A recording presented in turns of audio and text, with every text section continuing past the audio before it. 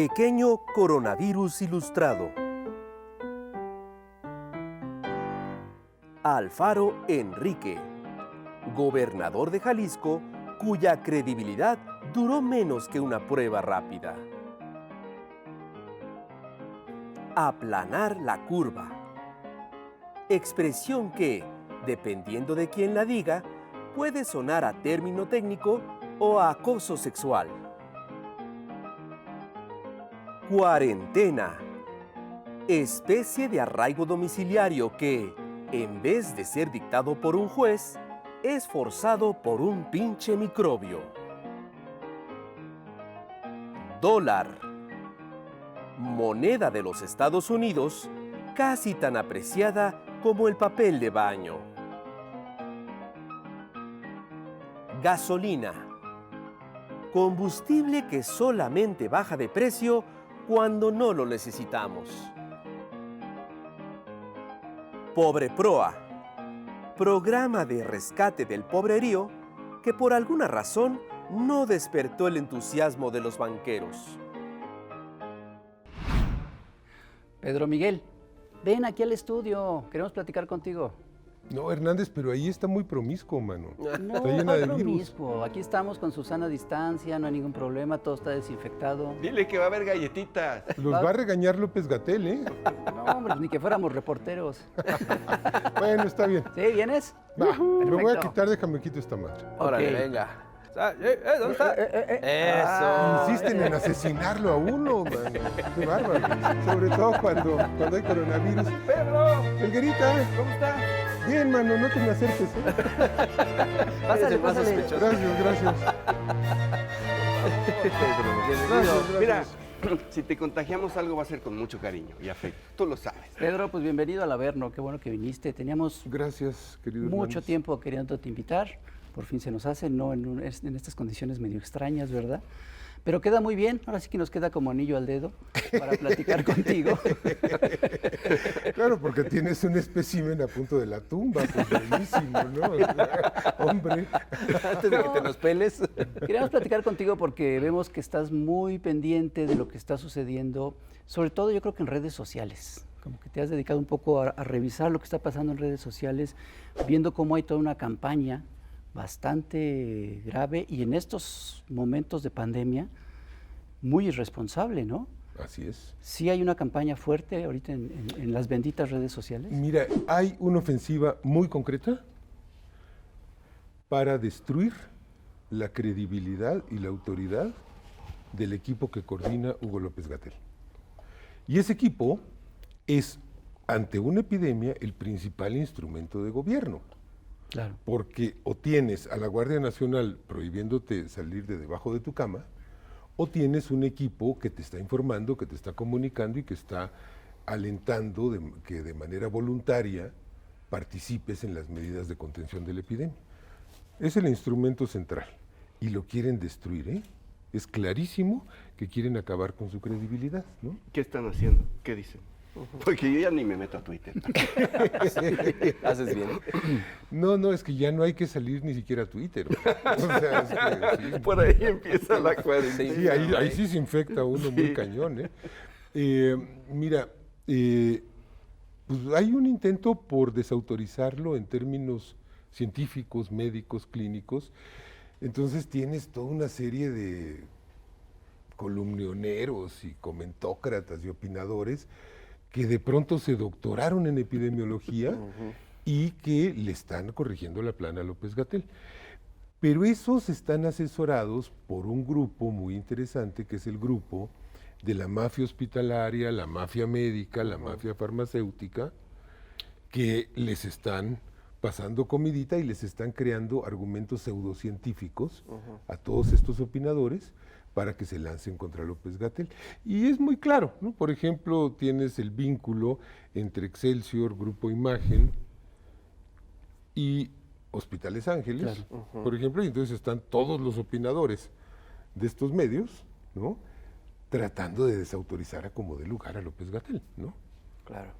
O sea, son los beneficiarios de la corrupción que se había exhibido y denunciado que había con el tema de las medicinas y de los insumos médicos y todo esto antes de que apareciera lo del coronavirus. Claro. Son los beneficiarios de esa corrupción. Los beneficiarios y los que esperaban, los que se quedaron, digamos, se les quedó en el tintero el último suspiro del neoliberalismo, que iba a ser la privatización del sistema de salud. Porque eso se les quedó, eso ya no pudieron. No, Entonces, eso era para este sexenio. sí, pero, era para este sexenio. Con ¿lo tenía Anaya o guardado? conmigo. Con el doctor Mido, con el doctor Anaya, pues esa era la tirada, ¿no? Entonces, claro, pues se les frustró un negocio astronómico, perdieron dinero porque se les cortó ese abasto corrupto de medicinas, se quedaron sin poder controlar un sector fundamental para la vida del país. Entonces están furiosos. Y yo sí creo que hay un designio de aprovechar la pandemia para que la pandemia haga el trabajo político que ellos no han podido hacer, que es quitarle el apoyo popular a López Obrador. Así de claro. No sé, el coronavirus, ese va a ser el verdadero contrapeso. El coronavirus es el líder de la oposición. Claro.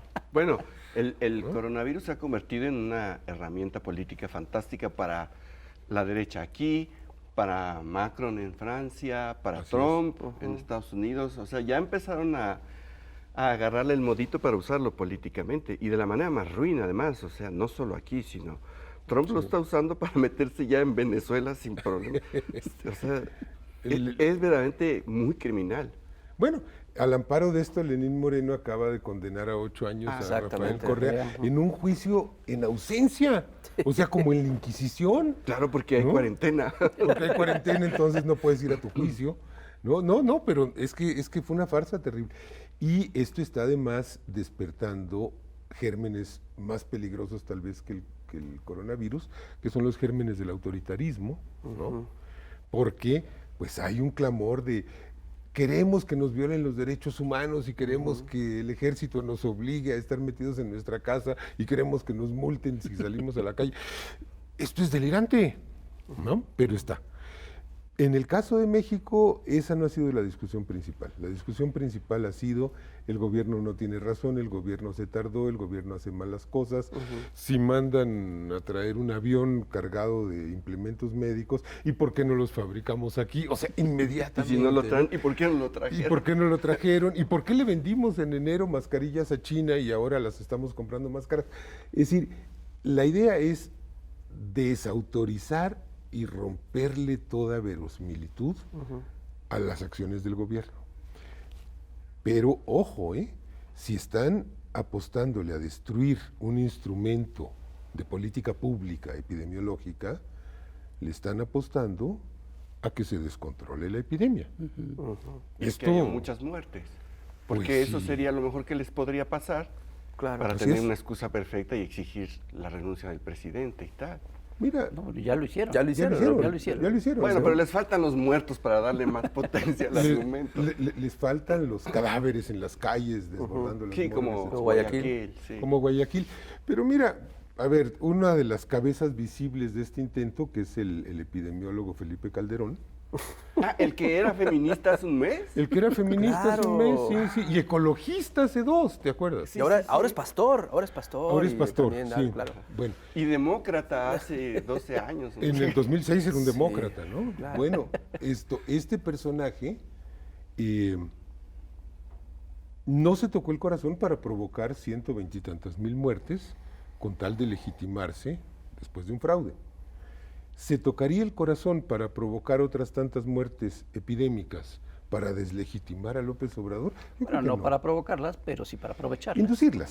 Sí, es decir, no es que vaya a frotarle un gargajo a millones de habitantes, ¿no? No, porque No, porque es los así, cura de ¿no? tanto. Es lo De que te ninguna iba circunstancia a de la preguntar sobre noticias falsas en específico y sobre gente que las está promoviendo en específico. Ya mencionaste a Felipe Calderón, que ha sido muy activo difundiendo noticias claramente falsas, fotos de otros países, noticias inventadas y sin el menor recato las difunde. Así es. Bueno, ahí tienes el caso, lo ponía yo ayer en Twitter, de Pascal Beltrán del Río, que es director de Excelsior, que en cuanto salió López Obrador el domingo en su informe a decir vamos a crear empleos, este es parte del programa de reactivación económica, salió a decir, el gobierno no crea empleos, no señor. Y me dice, oye, espérate, el gobierno es el primer empleador de este país. Es decir, hay 3 millones de afiliados al ISSSTE. No hablo de beneficiarios, es decir, de hijos, padres, abuelos, tíos, no, de trabajadores, hay 3 millones. Hay 1 millón y cacho de trabajadores de los gobiernos de los estados. Pemex tiene... Sí, en varios estados el principal empleador es el Estado es el principal empleador, ha sido históricamente el principal empleador y hoy en día está haciendo con los programas sociales, ¿a cuántos millones les está dando trabajo Sembrando Vida? Deja tú, y hasta el sexenio pasado empleaba periodistas. Empleaba periodistas y muchos. Y también era el muy bien principal pagado. empleador. Muy bien pagados. Yo creo que eso sí, lo están extrañando mucho, ¿no? Sí. Vamos a ¿Qué seguir fue? platicando No nos censuren, en el siguiente bloque porque vamos a ver a Cintia Bolio, La Chamuca, y ahorita regresamos. Muy bien.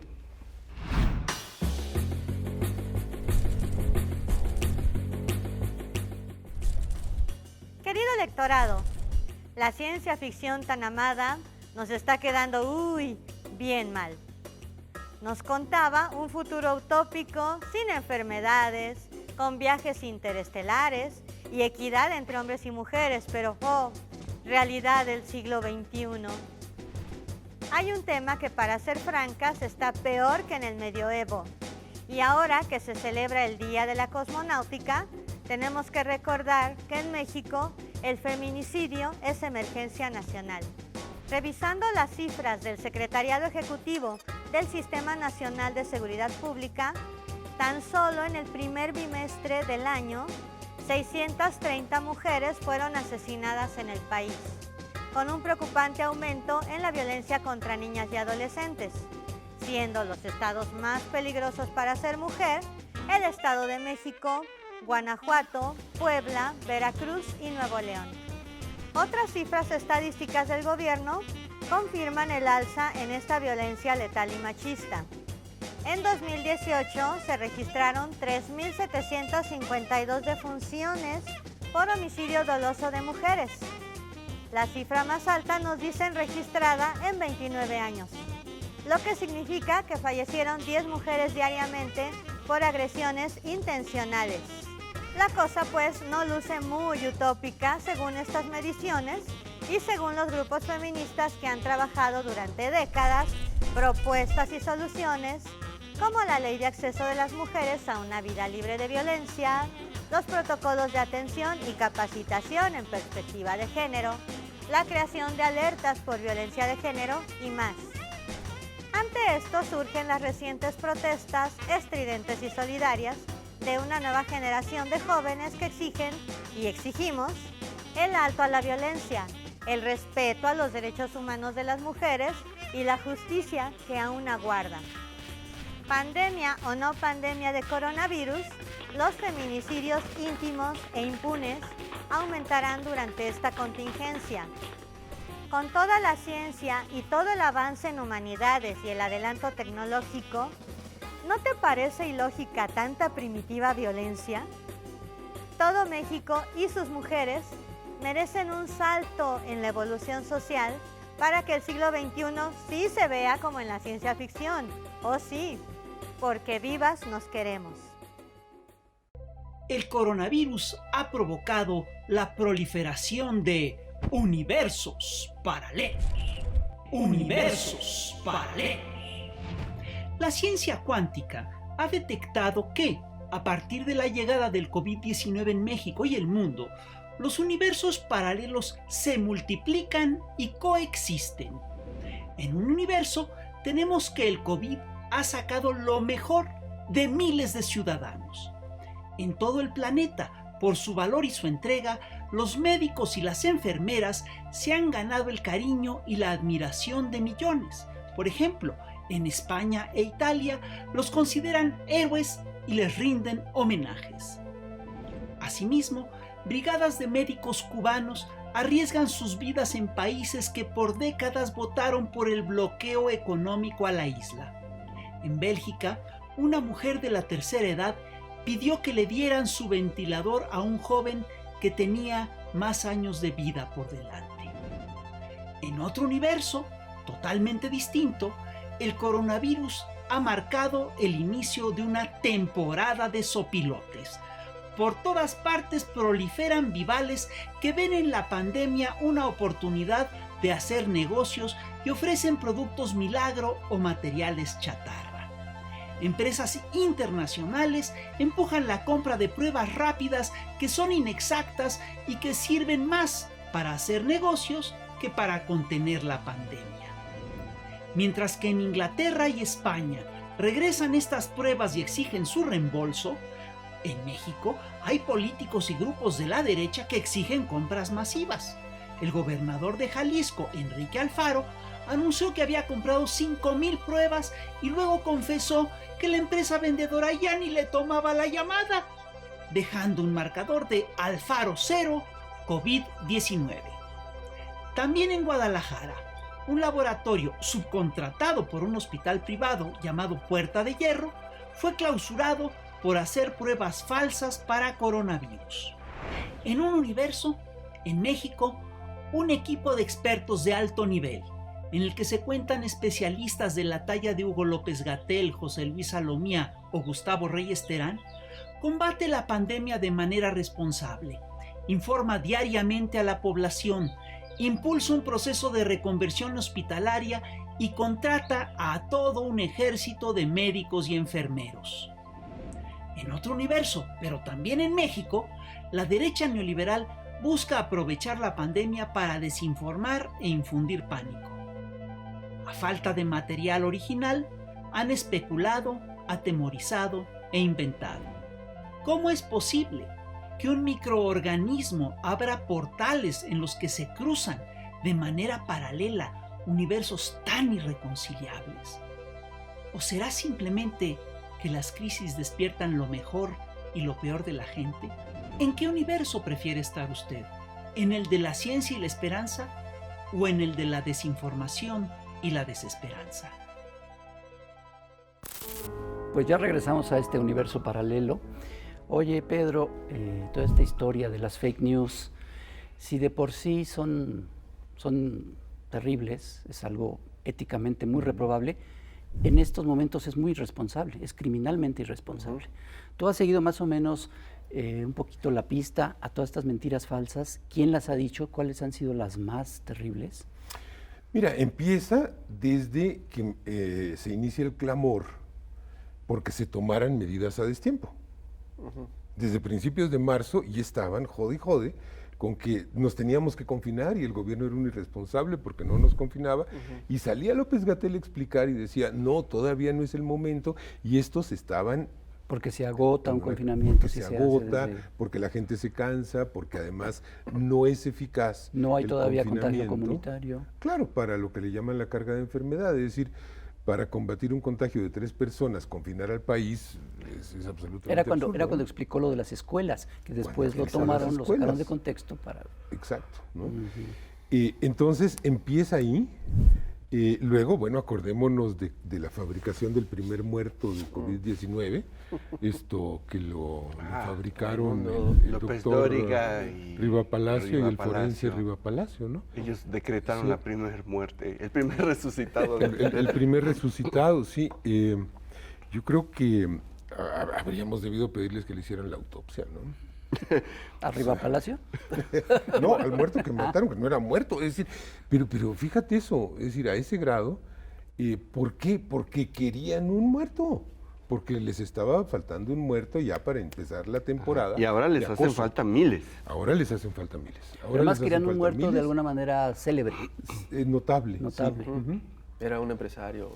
Sí, Cierto. sí. Familiares. Oye, pero además hay otra bronca ahora, porque pues después de la enfermedad, es de lo que hablábamos en el programa pasado con Roberto González, nuestro colega, pues se viene la crisis económica. Y entonces ahí estaban ya los empresarios que siguen, por lo menos los banqueros, recibiendo el FOBAPROA, ¿no? Sí.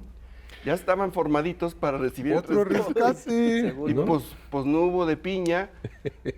Y están furiosos. Sí, Sí. pero ahora sí ya hay una constelación de enemigos bastante poderosa y con intereses muy fuertes, muy afectados. Es decir, el tema de los empresarios sí ya es para preocupar, porque ya entre ellos ya empieza a haber voces de que hay que tirar al gobierno así, abierta y descaradamente, ¿no?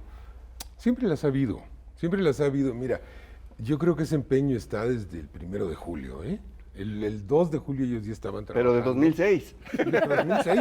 Ah, pues sí, pues no lo dejaron tomar posesión. Es más, desde 2005. Desde 2005, Desde el claro, desafuero. ¿no? Con el desafuero. Entonces, ese empeño ha estado siempre. Lo que pasa, Helguera, es que esta es su primera oportunidad, así lo ven ellos, de erosionarle el apoyo popular a López Obrador. Es como que habían la, tenido la- otra. la oportunidad más clara, más... La primera. ¿La primera? La primera. ¿Cuál es la otra? El movimiento de las mujeres, por Dios. Porque también trataron, pero... Bueno, lo han intentado con todo. Lo han intentado. ¿Tú Sí, crees que pero- esta es la primera oportunidad? Esta es la primera real? oportunidad seria, ¿no? Con sustancia, que dicen, híjole, una catástrofe epidemiológica sí nos ayuda a tirar a este, ¿no? Claro. Oye, y a mí me preocupa algo al respecto. Están muy confiados en que esto sí puede funcionar y sí puede erosionar de manera muy fuerte al gobierno. ¿Y si no? ¿Y si los resultados son muy lejanos a lo que está sucediendo ¿Y si en sí? Italia? Y Sí, sí. No, ya caben las dos preguntas. Bueno, sí, claro, pero ¿y si no? Van a estar peor de desesperados. Mira, a mí me parece delirante la idea de que es posible tirar a un gobierno que tiene menos de 2 años de haber emergido de una elección con el 54% de los votos oficial. Pero es que es un dictador tirano que está erosionando la democracia. Ok, pero en 2 años es muy rápido para que eso se desgaste. Es decir, ¿cómo le haces? En las estadísticas, en las encuestas de ellos, López Obrador sigue conservando la popularidad correspondiente a su votación según la que le reconoció el INE, porque desde luego que en 2018 también hubo fraude. Y esto hasta se lo dijo Salazar Lomelía a los empresarios en el Zoom que hicieron ¿Sí? hace días. No lo vi.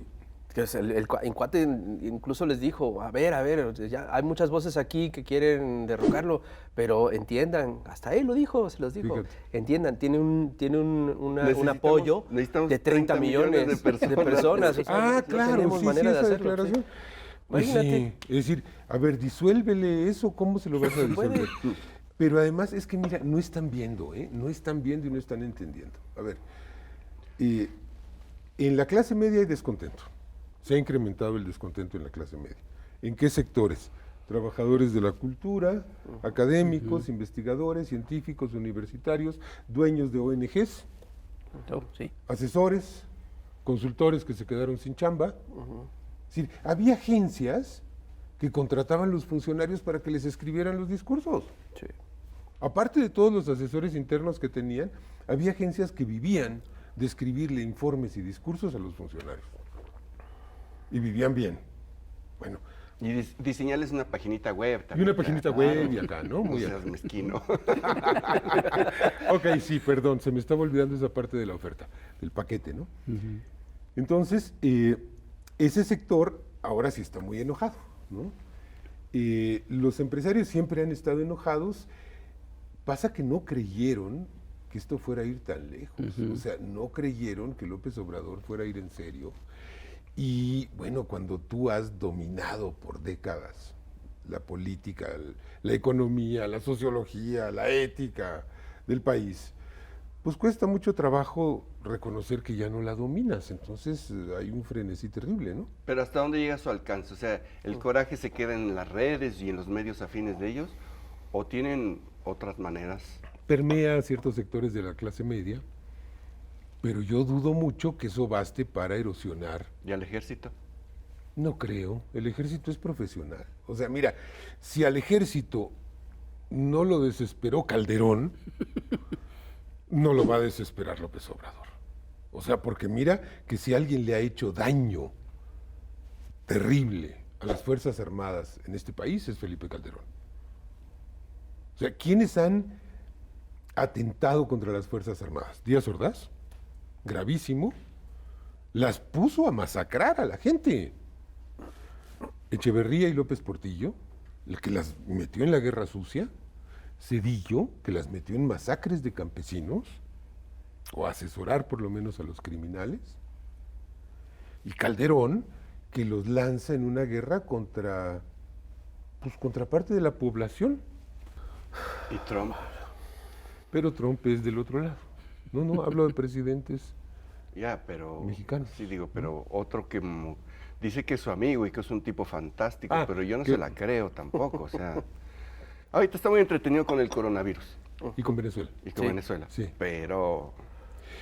Mira, ya nos las ha hecho, ¿no? Y ya amenazó, ¿se acuerdan? Con imponer el 26% de arancel. Hace justamente un año, ¿no? Estábamos en Sí. esas, ¿verdad? Ujú. Bueno, a ver, Trump, ¿cómo opera Trump? Trump a veces necesita sacar un conejo de un sombrero, o una guerra, o un pedazo de caca, o algo necesita estar sacando de un sombrero, ¿no? Y lo Sacarse saca, a sí mismo. ¿no? ¿No? ¡Pum! ¿No? Hola, ¿no? Y lo hace, y entonces hace como que se enoja con el coreano, y mienta madres contra la Unión Europea o la OTAN, y Maduro, Irán, y etcétera, ¿no? Y a México lo ha agarrado, pues lo agarró con el muro, lo agarró con los aranceles, etcétera, ¿no? A ver, ¿qué le puede ofrecer México así para su espectacularidad, para esos gestos que le encanta hacer? Pues vamos a ofrecerle a Felipe Calderón, ¿no? Que se lo lleve. ¿Alguien tiene una objeción? Oye, Pedro, Eso y sí. hablando de ejércitos, en las redes sociales, en todo este rollo en los medios, ¿existe gente contratada para chingar la madre? O sea, Sí. ¿no? Es clarísimo, pues si ahí ves los tweets repetidos así, copy-paste, copy-paste, copy-paste en 900 cuentas. Y si no son copias idénticas, es el mismo argumento, entre Exactamente, comillas. la premisa es, falsa. ¿no? Ajá, la misma premisa repetida. Pero además yo lo que he visto es que es un honor. O sea, hay troles que de repente se concentran en nosotros. Parece que les asignaran, ¿no? Sí, Sí, vienen, sí, y sí. vienen así El otro día yo hice un cartón de los empresarios y se ve que no les gustó. Entonces me estuvieron feliz, pero el argumento más siempre es el mismo y pues, no se dan cuenta que es un homenaje involuntario, porque quiere decir que el cartón les molestó y para eso era, caray. Y aquí al señor Hernández lo traen también fregado. De bajada. ¿no? Caray, es un honor que te dediquen no un ejército, pero sí, digamos, un batallón. ¿no? Ándale, exacto. ¿no? Pero además, ¿sabes qué? Cuando uno tiene cierto ojo en leer no solo el texto, sino también el estilo, te das cuenta quiénes están detrás de eso. O sea, hay trolls que son Felipe Calderón tecleando. Hay trolls, sí, que deben ser Pérez Gay tecleando, o cómo Ellos se mismos. llama, el de etcétera. Sí, hombre. ¿Tú Sí, crees? hay trolls que dices, no, mira, o sea, O sea, ¿tú crees que echaron no, ganas? Felipe Pérez Calderón no Gay. tiene nada que hacer en todo el día más que eso. Dime qué más tiene que hacer. Bueno, a lo mejor y tiene que A hacer ver, Pedro. Skype con García Luna. No lo creo. Pero ponerte pedo te toma tiempo y es un... No, hay gente que trae el vaso lleno ya y al primer highball ya está. Ok. Pero mira, a ver, el alcohol no es el problema. O sea, el problema es el recipiente. No. Yo siempre he dicho que criticar a Calderón por borracho es hablar bien de él. Sí, correcto. No, entonces, sí, o tiene sea, razón. es como ser demasiado benévolos, ¿no? Porque ese no es el problema. Y además yo siempre digo, bueno, no olvidemos que eso no necesariamente es incapacitante. Es decir, Hitler perdió la Segunda Guerra Mundial y era abstemio, y Stalin y Churchill la ganaron ahogados de borrachos. O sea, bueno, es decir, Bueno, entonces, el otro día estuvo aquí esta Blanca Montoya Ajá. y ella sí lo dijo Tal con cual. todas sus palabras, ese señor es un sociópata. Ese más bien sí es el tema. ese es el tema. Ese es el tema. El tema es que es un tipo que no tiene ninguna empatía, que es capaz de subirse a un avión de la Fuerza Aérea a jugar en momentos en que hay ríos de sangre corriendo en el país y decir, disparen misiles. Está grabado, ¿eh? Y está grabado también cuando le platica como con mucha picardía a un periodista que le dijo a los gringos, quiero todos los "Give me all the juguetes". toys", quiero todos los juguetes, ¿no? O sea, él estaba jugando a matar personas. Es un sociópata, yo estoy de acuerdo. Con la cosa de que no estaba jugando, de que no era un juego. Era un Oye, juego. y hablando de eso, y hay algo que pareciera que no tiene que ver con el tema, pero tiene mucho que ver. Tú leíste, te metiste un clavado de varios meses, supongo, en los famosos Wikileaks hace ya algunos cierto. años. Sí. Los revisaste, supongo que no todos, pero sí una buena parte. ¿Qué cosas así muy importantes encontraste que pudieran tener relevancia en estos momentos? Bueno, no fui yo, fue un equipo, Bueno, sí, sí, ¿no? sí, claro. De nuestro periódico que se metió ahí a fondo. Y mira, yo creo que lo más relevante de todo es que, hablando de Felipe Calderón, y hablábamos de que pues, mejor que se lo lleven, pues que el embajador de Estados Unidos puso a Felipe Calderón, lo incrustó en Los Pinos. Esto está escrito en un reporte al Departamento de Estado, redactado por el entonces embajador Tony Garza, en momentos en que Calderón fue declarado presidente electo, había un plantón en Reforma, escribe Tony Garza y dice, la debilidad política de este hombre es muy preocupante porque López Obrador tiene su plantón y Fox lo desprecia y no le toma las llamadas. Entonces, yo personalmente voy a coordinar el equipo de transición. Así lo dice, está escrito, publicado, etcétera, ¿no? Esto creo que es Sí. lo más importante que hemos publicado porque, y lo más importante que traía Es gravísimo. la El carga de embajador enfermedad de esos cables. controlando eso. El embajador controlando eso, ¿no? Es decir, cuando le decían Pelele de la oligarquía o de Televisa. No, era Pelele de la Embajada de Estados Unidos. Y a la luz de lo que pasa después, a la luz de la estrategia de seguridad del Plan Mérida, ¿cómo se llama? Iniciativa Mérida, de Rápido y Furioso, de Colector Abierto, de lavado de dinero que hace la DEA al cártel de Sinaloa. Entonces, la violencia en México se ve de otra manera, ¿no? Claro. Bueno, creo que esto es lo más crítico. Anexo a esto, el cable en el que los gringos cuentan cómo Genaro García Luna les ofreció toda la información de seguridad a Michael Chertoff, que era el secretario de Seguridad Interior. Y dices, a ver, ¿quién le está ofreciendo la información de seguridad? ¿A quién? Fíjate, las implicaciones que esto tiene van más allá de México. Es decir, Estados Unidos estaba metido en ese negocio. Está, por supuesto. Entonces, creo que esto es bastante fuerte, ¿no? Personajes relevantes en las redes que hayan también salido ahí a la luz en los Wikileaks. No. Bueno, Calderón, Fox, Denise. Peña Nieto. Bueno, Peña Nieto ahorita está de vacaciones en las redes, ¿no? Pero de Peña Nieto se dice algo muy interesante, fíjate, creo que eso ya lo escribió Pascual, el embajador Carlos Pascual, ¿no? Que sucede a Tony Garza. Los invitó Peña Nieto a una gira por el Estado de México siendo gobernador, ¿A quiénes? a diplomáticos de Estados Unidos. Y el reporte es, nos llevaron a una gira de aldeas Potemkin. ¿Qué son las aldeas Potemkin en la jerga de Estados Unidos? Las escenografías. Las cosas que armaban los soviéticos para aparentar que estaban por encima de Estados Unidos, de Alemania y de Francia, con tabla roca. Eso es una aldea Potemkin.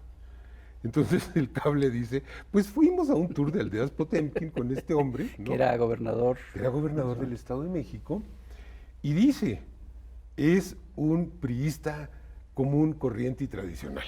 De nuevo no tiene nada, es un dinosaurio, es un tipo que compra encuestas, que compra medios, que maicea periodistas para mejorar su imagen. Ese es un cable interesante, a la luz de lo que pasó 6 años después. Yo hablaba de Denise Dresser, por ejemplo, Ok, el asunto de... hay un mito, ¿eh? Hay un ¿sí? mito, Ahí sí. hay un mito, sí. Mira, Sí, a ver, esos- se ha hecho el mito de que en los cables de Wikileaks hay información de que Denise Dresser es de la CIA. Ajá, No, a ver, eso Es no es cierto. informante de la CIA. informante. Es informante de la CIA, eso no es cierto. A ver, lo que dicen los cables de Denise Dresser y de mucha más gente es que hablaba de asuntos de política mexicana con diplomáticos de Estados Se Unidos. iba a la embajada y bueno. Pues sí, le invitaban a tomar café y platicaban. Es decir, ni siquiera podría decirse que es un informante. No, para nada. Esto pero yo- también hay visitas de otros personajes, de Cuauhtémoc muchos. Cárdenas. Cuauhtémoc Cárdenas va y claro. habla mal de Andrés por los gringos, Es verdad. por Dios, o sea, mira, iba toda la clase política mexicana a intrigar en contra de sus rivales. Iban los gobernadores a hablar mal de los presidentes municipales, iban los presidentes municipales a hablar mal de los gobernadores, iban los civiles a hablar mal de los militares. O sea, dices, pues, Y ellos con apuntando todo. razón, estábamos tan sometidos, ¿no? Pues si era era Santana clonado en toda una clase política, ¿no? Bueno, entonces lo de Denise Dresser es un mito que yo siempre, Sí. cada vez que dicen, yo digo, a ver, no es cierto. Yo como coordinador de ese trabajo con los cables de Wikileaks digo que esto es falso. ¿Qué es lo grave? Lo grave es lo que le dice Denise Dresser a los diplomáticos gringos. Ella, fíjense ustedes, critica a Calderón, cuando Calderón todavía no es presidente. ¿Pero saben por qué lo critica? Porque ella considera que no va a ser capaz de sacar las reformas estructurales. Y tuvo razón. En parte sí y en parte no, porque sí le avanzó. Sí. Sí le avanzó. Es decir, le dejó, digamos, hecha la tarea a Peña Nieto. La reforma laboral es de Calderón. Sí, ¿eh? sí, es cierto. Y, digamos, en la reforma energética lo pararon, pero avanzó un poquito, ¿no? Con esto de la entrega de los bloques. Entonces, bueno, yo creo que lo relevante es que hay una postura política, económica y una visión del mundo que es, en 2006, este país necesita las reformas estructurales que se iban a consumar en los 2 sexenios siguientes. Sí. Oye, y hablando de eso, el panorama intelectual en México, los intelectuales en México, tenían un papel, cierta intelectualidad tenía un papel muy claro con el PRI, después con el PAN, y ahora ya cambió el escenario. Ese por un lado, ese sector intelectual. Y el otro sector intelectual, el que podríamos llamar progresista, ¿dónde está ahora? ¿Cómo quedó? Sobre todo después de que murieron los grandes personajes de la intelectualidad mexicana, como Monsiváis, en fin. Sí. ¿Dónde queda esa intelectualidad progresista y cuál es el papel de la otra intelectualidad? O la orgánica, pues. Bueno, es que es tan desalmada que yo digo que es inorgánica, ¿no? Tú dices los de Salinas y eso. Sí, sí, sí. Sí, o sea, yo creo que son sintéticos, o sea, no nacieron, los refinaron. Son un producto artificial. Sí, hombre, eso es una cosa terrible. Mira, a ver, esa intelectualidad que es muy grande, porque abarca mucha gente del ITAM, del CIDE, del Colmex, o sea, yo creo que está anulada porque renunció al entendimiento. No están entendiendo lo que pasó en México. No están entendiendo que en México no hubo una elección sin una insurrección ciudadana. No están entendiendo que no fue un cambio de gobierno, sino una revolución en curso. No lo entienden, ¿eh? Y siguen viendo el país con las lógicas. No es que de lo entiendan, 2018. pero manejan ese discurso. No lo entienden. No lo entienden. ven. No, pero es que No lo ven, no este lo ven. tipo de personajes Ajá. tenían relevancia, tenían voz, tenían tribunas, porque eran los intelectuales del neoliberalismo. Y tenían muchísimos privilegios. Claro, muchos por privilegios. decirle de alguna manera. Y yo dudo que tuvieran mucha audiencia, pero de todos modos se les amplificaba la voz. Así es. Pero era una herramienta de ese régimen. Sí. No esperarías realmente que entendieran algo o que estuvieran haciendo un trabajo de análisis en serio. Yo no lo esperaba. O sea, estaban ahí para justificar, para darle una envoltura ideológica y argumentativa a la depredación neoliberal, para crearle un traje de letras muy bonito. No son realmente... Un traje de letras libres. Ándale. Y con algunos nexos. No son realmente Con gente que nexos estuviera entre ellas. analizando la realidad. Por eso no entienden esto, porque no estaban haciendo ese trabajo. Son propagandistas, no son intelectuales. Así es, así es. Bueno, pero mira, con todo y eso yo sí esperaría un ejercicio de reflexión. Pero tienes razón, o sea, la reflexión es una apariencia en ellos, es una apariencia del lenguaje y no va más allá, ¿no? No, claro que tiene no. más profundidad. Dime uno de ellos que pudiera hacer ese ejercicio que dices. ¿Quién de esa gente tiene esa capacidad? Dime uno. Es que no lo hay. No, es que no lo hay, Pedro. Correcto, no lo hay. No lo hay, perdón, pero no lo hay. Sí, es cierto. Pero lo que dice Pepe es cierto. Sí, también desde la izquierda está muy menguada la capacidad reflexiva, reflexiva, analítica. porque ya las grandes mentes ya se fueron, se murieron. O sea, también de este lado hay mucho hueco. O se neutralizaron porque se hicieron funcionarios. Que ese es un drama de todo movimiento transformador, que es cómo el ocupar el gobierno te deja huérfano en términos sociales, políticos, culturales, intelectuales. Porque tienes que ocupar posiciones. Para Morena esto ha sido terrible, devastador. O sea, un partido que pierde el 80-90% de su dirigencia de golpe, pues es el partido al que peor le fue en las elecciones de julio de 2018, como quiera que lo veas, ¿no? Pierde militantes, pierde cuadros, pierde... Y en el ámbito del pensamiento intelectual, bueno, Paco Ignacio se nos va a dirigir el fondo. Por mucho que Paco Ignacio sea una figura libre, no es lo mismo. No. Tener un cargo de funcionario no puedes desempeñarte igual, ¿no? Y además no deberías desempeñarte igual, pues porque tienes una responsabilidad, Exacto, claro. etcétera, ¿no? Entonces, yo creo que esto ha pasado con varias de las figuras. Hay una orfandad sin duda, pero mira, también son ilusiones históricas, Hernández. O sea, yo no sé si dentro de 50 años van a decir la izquierda mexicana se quedó sin figuras intelectuales, o si los historiadores van a señalar a Sutana, a fulano, a Mengana, a Perencejo, y van a decir, mira, aquí están, ¿no? Pues ahorita no hay la perspectiva. Pedro para Miguel verlo. fue a Chamuco TV y pasará, se inscribirá en la cámara con letras de oro. Pero eso no va a estar en la historia, sino en la historieta. Ya, algo es algo. Ya, vamos de gane, ¿no? No tenemos la perspectiva todavía. No tenemos la perspectiva, es decir, sí, hemos perdido una generación de intelectuales, pero a ver, no pasó lo mismo en los años 70 y 80, 60, 70 y 80, cuando se van los contemporáneos, Sí. se van los de la gráfica popular, claro, los es normal, muralistas, los grandes filósofos, revueltas. Imagínate, o sea, muchos dijeron el panorama está yermo, ¿no? Tocaste un punto y ese punto nos lleva a otro.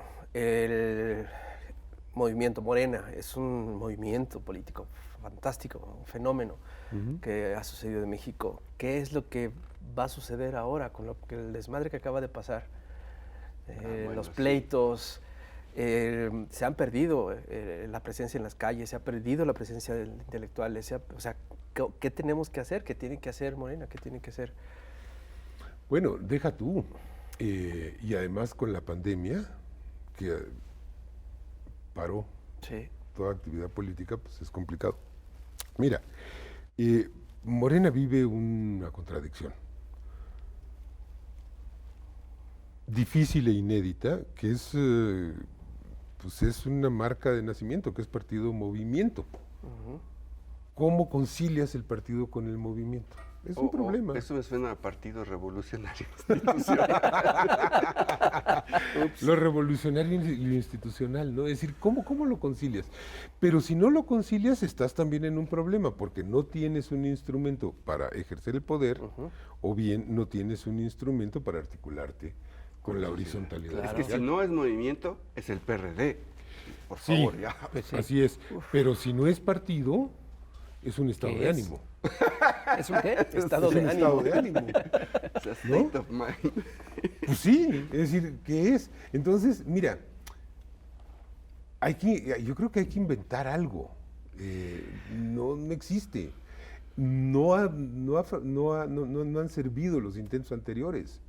El movimiento país de Correa, pues ve lo que le pasó. A ver, ¿cuál es el problema? El más de Evo Morales. El más de Evo Morales. Pero sí pues, funcionó. funcionó más, sí. Yo creo que ahora, si vuelve a haber elecciones alguna vez en ese país, pues el más las va a ganar, ¿no? Todo indica, tiene las preferencias. Oye, ahorita por la pandemia dices que está detenido, Todo detenido. pero ya se libraron del J. virus. Eso ya es un gran ¿no? avance. Eso es un sí, avance, sí, sí. eso sí Mira, promete algo. Esto, sí, a ver, yo creo que sí hubo una parálisis, o sea, es que Jade Cole no es el problema, es el síntoma. La presidencia de Jade Cole es el síntoma de esta crisis, Uy. de falta de perspectivas, porque mucha gente dentro de Morena pensaba que la misión en la vida de Morena era poner a López Obrador en la presidencia. Y cuando lo pones, pues entras en ¿Qué haces? crisis y te Claro. deprimes, porque ya, No, ¿ya qué más haces? o sea, el problema es que después de ponerlo, pues ya sigue la siguiente lógica tipo PRD, de repartir el poder para los Ah, cuatro. A la Cámara va a ir acá y a la gubernatura tal. Eso es lo que empezó a pasar, ¿no es cierto? También, desde antes, ¿eh? Mira, esto tiene que ver con el régimen de partidos. El régimen de partidos en México está hecho para despolitizar a los partidos políticos, para convertirlos en entidades administrativas de presupuestos, para empujarlos a todos al centro, para que todos propongan lo mismo, para que ninguno se salga del huacal, Para que ninguno sea movimiento. para que ninguno sea movimiento y para que ninguno sea antineoliberal. Porque el gran consenso de Estado entre los partidos en México fue corrupción, impunidad y modelo económico. En eso entraron Desde el PRI, 1989 el PAN, específicamente. el PRIAN. Ajá. El PRIAN desde el 89 y el PRIAN-RD desde 2012. ¿no? Ujú. Ese Es que el fue- PRD estuvo tocándole la puerta y lo y no le pelaban. abrían. Bueno, ya pásale. Entonces, bueno, entonces si tú te sales de eso, tienes un problema. ¿Cómo juegas como partido? Cuando te están poniendo 1.400 millones de pesos en la chequera. Pues sí. ¿Cómo controlas las ambiciones Claro. de la banda que de pronto dice, híjole, yo me le he pasado? Por eso la insistencia de recortar el dinero a los partidos es fundamental. Ay, yo creo que López Obrador tiene una cosa clarísima, que es el enorme daño que hace el dinero y la tiene clarísima desde que Morena recibió prerrogativas. Porque si ustedes recuerdan, en cuanto Morena recibió por primera vez en su vida dinero público, López Obrador lo que hizo fue hacer escuelas. En cuanto se tuvo representantes electos y funcionarios, la mitad del sueldo para las escuelas. Porque el dinero sí te corrompe, el dinero sí te hace daño. Es decir, si tú has vivido... Bueno, a ver, con- eso empieza, deja tú el presupuesto de los partidos, desde el sueldo de los consejeros del INE. Desde ahí va, bueno, claro. o sea, desde ahí viene, toda la estructura está pensada para que reciba puro Así es. dinero, para funcionar con dinero, para corromper. Es muy difícil, en efecto, que un funcionario como un consejero del INE tome decisiones sin considerar su salario. Claro. Eso está en chino. No, ya se vio. Ya se vio. Ya Bueno, pero eso se en ampararon todos- para no bajarse el sueldo con ese grado de impericia. En todos los niveles y en todos los ámbitos es eso. Así es. En Entonces, el periodismo es eso. también, claro. O sea, el problema del periodismo grave es el régimen de propiedad de los medios. Que el régimen de propiedad determina la línea editorial, te guste o no. Así es. Bueno, ¿cómo se le hace con eso? ¿No? ¿Cómo se le hace cuando además tu apuesta es transformar la institucionalidad política transitando por ella, porque no transitar por ella pues es más complicado y es más incierto y en todo caso pues te puede llevar a una gran masacre, ¿no? Y yo creo que ahorita lo que tendría que haber es una reforma política que le quitara estas lógicas administrativas a los partidos. Uy. Pues sí, que volviera. Mira, el Partido Acción Nacional antes, cuando tenía figuras decentes, porque las tenía, estaba Juan José Hinojosa, Bernardo Batis, vivía de hacer rifas. Ponían un bocho y lo rifaban. ¿No? De eso vivía el PAN.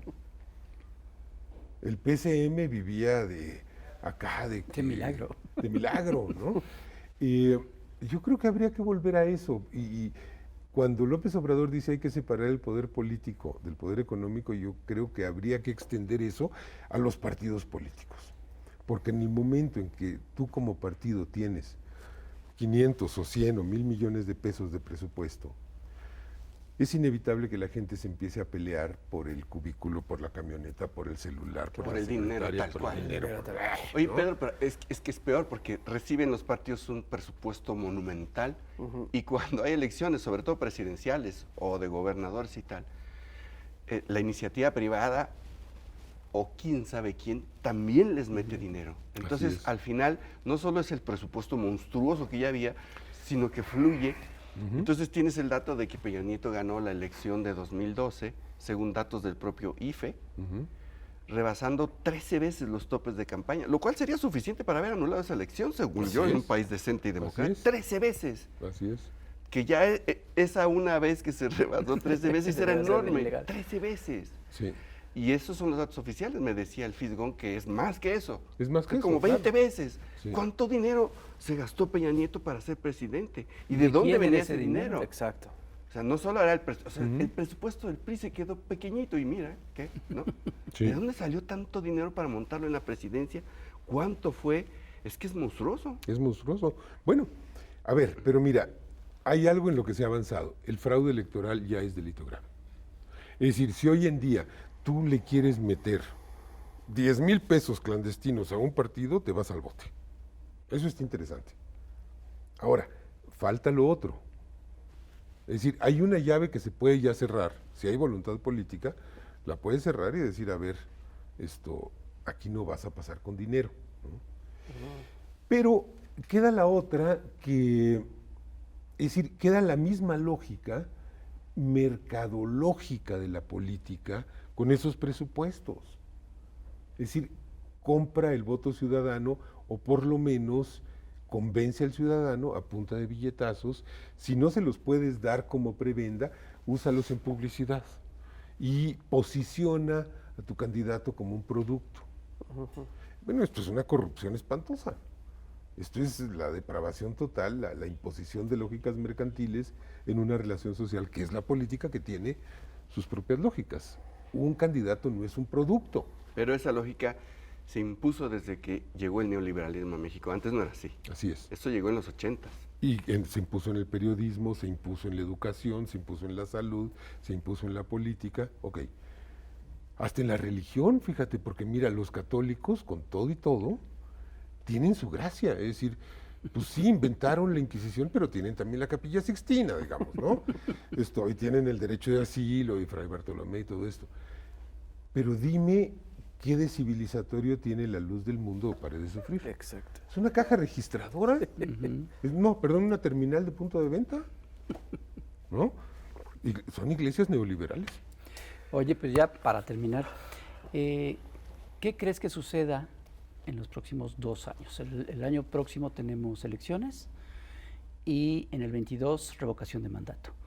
¿Crees que todo esto que hablamos al principio del programa de querer erosionar al gobierno en turno funcione o qué tanto funcione? Mira, a menos que ocurriera una catástrofe que no me imagino cómo podría ocurrir, salvo que ustedes sigan invitando aquí a la gente a su programa, que pues es un suicidio, mano. Creo que no va a pasar nada. A ver, ¿por qué creo que no va a pasar nada? Porque hay factores estabilizadores que la derecha no está viendo, que son los programas sociales, los planes regionales y los programas de emergencia. Fíjate, son tan ciegos que una agrupación de pymes de Jalisco ayer le manda un reproche amarguísimo a López Obrador y le dice: ¿cómo piensa usted que vamos a salir adelante con 100,000 créditos y con 2,000 millones de pesos? Y dices: oye, a ver, espérate, ¿de veras tienen tan mala lectura? Porque no son 100,000 créditos, son 1 millón de créditos y no son 2,000 millones de pesos, son 25,000 millones de pesos. No leyeron, ¿no? Bueno, entonces, no se está viendo esto, son 25,000 millones de pesos para 1 millón de créditos para las pymes. Nadie lo ve y todos dicen: ay, las pymes las abandonaron, qué poca madre. Pues no se está viendo. A ver, repítelo, ¿cuánto es? Son 1 millón de créditos por un monto total de 25,000 millones de pesos. 25,000 pesos en promedio de crédito. A cada uno. Que pueden ser 10, que pueden ser 50, que pueden ser, pues para que aguantes este periodo, ¿no? Bueno, pero esa es una de las medidas. Pero aparte, se incorpora a 200,000 campesinos más a Sembrando Vida. O sea, sacas a 200,000 personas del desempleo y las pones con los árboles, ¿no? Y se incorpora quién sabe cuántos más a otros programas. A ver, si la gente puede resistir esto en buena medida va a ser porque en la parte más baja del ingreso casi no hay familia que no esté recibiendo al menos un programa, ¿no? Porque es pensión de adulto mayor, porque es para discapacitado, porque es beca para estudiante, porque es lo que sea, pero es decir, ya no hay gente sin ingreso, prácticamente. Eso la oligarquía derrotada no lo ve. Y yo creo que es importante. Y no ven además que ese ingreso ya no es la dádiva electorera, sino un derecho constitucional. Aunque lo sigan viendo o descalificando como lo siguen viendo como dádiva, ¿no? Y siguen pensando: es que quiere comprar votos para el 21, ¿no? No, espérate, ya está en la Constitución. Cuando dádiva es lo que reciben de los beneficios del FOBAPROA. Eso es una dádiva, Que claro. van a seguir recibiendo ellos y sus hijos y sus nietos, y van a seguir pagando nosotros, Exacto. nuestros hijos y nuestros nietos. Así es. O sea, porque ya se olvidó el FOBAPROA, pero ahí lo estamos pagando. Lo estamos Ya pagando. los estamos manteniendo y quieren más. Y quieren otro FOBAPROA. Caray. Quieren otro FOBAPROA. Pero además, mira, es tan tramposo todo. Hablábamos de la fábrica de mentiras, ¿no? Quieren exención o prórroga o no sé qué con los impuestos, ¿no? Que pues hay que hacer las declaraciones ya, ¿no? Había que hacer las declaraciones. Oye, pero en 2020 pagas impuestos por lo que ganaste en 2019, no seas descarado, ¿no? O sea, por Dios, ¿no? Es decir, ¿cómo estaba la epidemia en 2019? hablamos el año que entra, si quieren. Órale, el año que entra, ¿no? Eso sería una buena jugarreta, ¿no? Que agarrara a López Obrador y les dijera: bueno, sí, su declaración de 2021 ahí se las postergo para julio, ¿no? Oye, Pedro, pues ya nos vamos. Pues muchas Vámonos. gracias. Muchas gracias. En verdad, señoras y señores, no se pierdan las redes sociales de Pedro Miguel, porque son muy interesantes, son muy didácticas. Navegaciones. @navegaciones. Oiga, yo tengo un mensaje, doctor López-Gatell. Mande a arrestar a estos canallas, ¿no? O sea, no es posible que sigan haciendo esto. Te voy a estornudar. Díganle al general secretario que los meta a su casa a la de fuerzas. Señoras Gracias, y señores. Pedro. Puedes regresar a tu traje. Sí, por favor. Cuídense mucho, nos vemos la próxima semana.